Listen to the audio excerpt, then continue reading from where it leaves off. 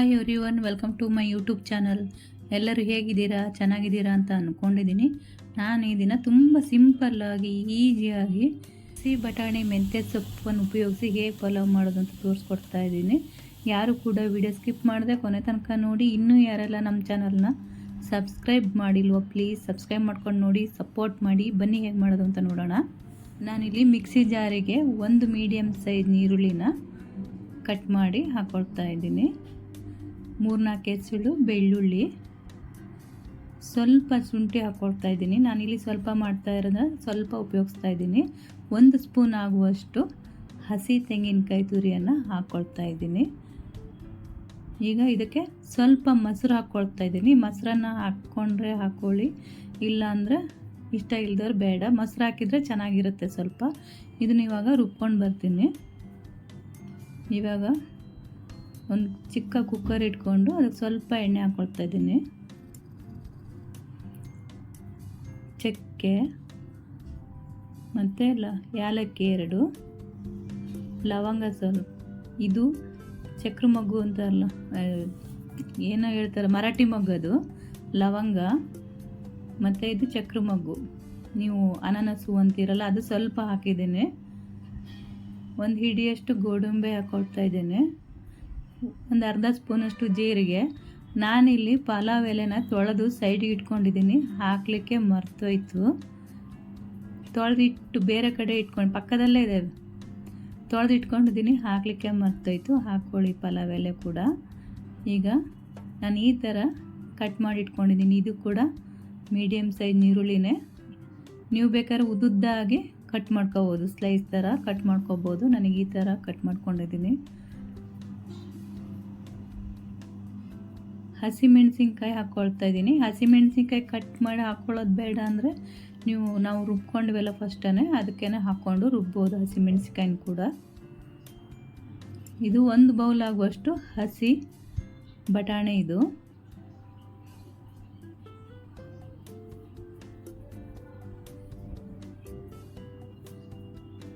ಇವಾಗ ಚೆನ್ನಾಗಿ ತೊಳೆದು ಕಟ್ ಮಾಡಿ ಇಟ್ಕೊಂಡಂಥ ಮೆಂತ್ಯ ಸೊಪ್ಪನ್ನು ಹಾಕ್ಕೊಳ್ತಾ ಇದ್ದೀನಿ.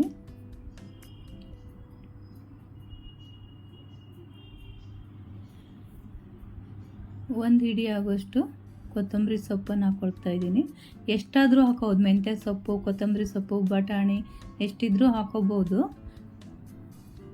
ಸ್ವಲ್ಪ ಉಪ್ಪು ಹಾಕಿ ಚೆನ್ನಾಗಿ ಎಲ್ಲವನ್ನು ಫ್ರೈ ಮಾಡ್ಕೊಳ್ತಾ ಇದ್ದೀನಿ. ಇವಾಗ ರುಬ್ಕೊಂಡಿದ್ದನ್ನು ಕೂಡ ಹಾಕ್ಕೊಳ್ತಾ ಇದ್ದೀನಿ.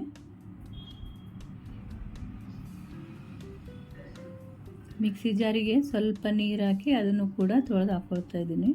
ತುಂಬ ಚೆನ್ನಾಗಿರುತ್ತೆ, ತುಂಬ ಈಜಿ, ತುಂಬ ಸಿಂಪಲ್ಲು, ತುಂಬ ರುಚಿ. ಆರೋಗ್ಯಕ್ಕೂ ಕೂಡ ಮೆಂತ್ಯ ಸೊಪ್ಪೆಲ್ಲ ಬಟಾಣಿ ಎಲ್ಲ ಹಾಕಿರೋದ್ರಿಂದ ತುಂಬ ಚೆನ್ನಾಗಿರುತ್ತೆ ತಿನ್ನಲಿಕ್ಕೆ.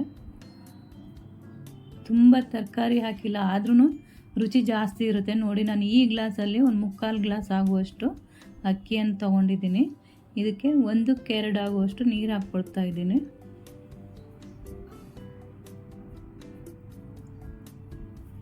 ನಾನಿಲ್ಲಿ ಸೋನಾ ಮೊಸರಿ ನಾವು ಏನು ಅಡುಗೆಗೆ ಊಟಕ್ಕೆಲ್ಲ ಉಪಯೋಗಿಸ್ತೇವಲ್ಲ, ಅದೇ ಅಕ್ಕಿಯನ್ನು ಬಳಸಿ ಮಾಡ್ತಾ ಇರೋದು. ಸ್ವಲ್ಪ ಉಪ್ಪು ಹಾಕ್ಕೊಂಡು ಚೆನ್ನಾಗಿ ಕುದಿಲಿಕ್ಕೆ ಬಿಟ್ಟಿರೋದು. ಕುದ್ದಾದ್ಮೇಲೆ ತೊಳೆದಿಟ್ಕೊಂಡಂಥ ಅಕ್ಕಿ ಹಾಕ್ಕೊಳ್ತಾ ಇದ್ದೀನಿ. ಇದು ನೆನೆಸಿರೋ ಅಕ್ಕಿ ಅಲ್ಲ, ತೊಳೆದಿಟ್ಕೊಂಡು ಹಾಕ್ತಾಯಿದ್ದೀನಿ. ಹಾಕಿ ಒಂದ್ಸಲ ಚೆನ್ನಾಗಿ ಮಿಕ್ಸ್ ಮಾಡ್ಕೋಬೇಕು ಈ ಥರ.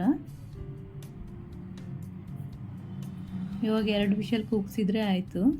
ನಾನಿಲ್ಲಿ ರಾತ್ರಿ ಊಟಕ್ಕೆ ಮಾಡ್ತಾ ಇರೋದು.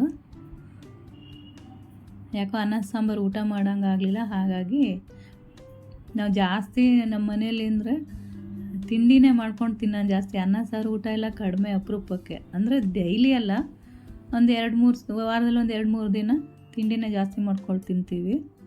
ಅಂದರೆ ಆವಾಗವಾಗೇ ಬಿಸಿ ಬಿಸಿದೇ ಮಾಡ್ಕೊಂಡು ತಿನ್ನೋದು. ನೋಡಿ ಎಷ್ಟು ಚೆನ್ನಾಗಾಗಿದೆ ಅಂತ ಹೇಳಿ. ವೈಟ್ ಪಲಾವ್ ಆದಂಗಾಗಿದೆ ನೋಡಿ. ಒಂದು ಪ್ಲೇಟಿಗೆ ಸರ್ವ್ ಮಾಡಿದ್ದೀನಿ. ನಾವು ಮೊಸರು ಬಜ್ಜಿ ನಾನಷ್ಟು ತಿನ್ನೋದಿಲ್ಲ, ಅದಕ್ಕೋಸ್ಕರ ಮಾಡಿಲ್ಲ. ಬೇಕಿದ್ದರೆ ಮೊಸರು ಬಜ್ಜಿ ಇಲ್ಲ ಚಟ್ನಿ ಏನಾದರೂ ಮಾಡ್ಕೊಂಡು ತಿನ್ಬೋದು.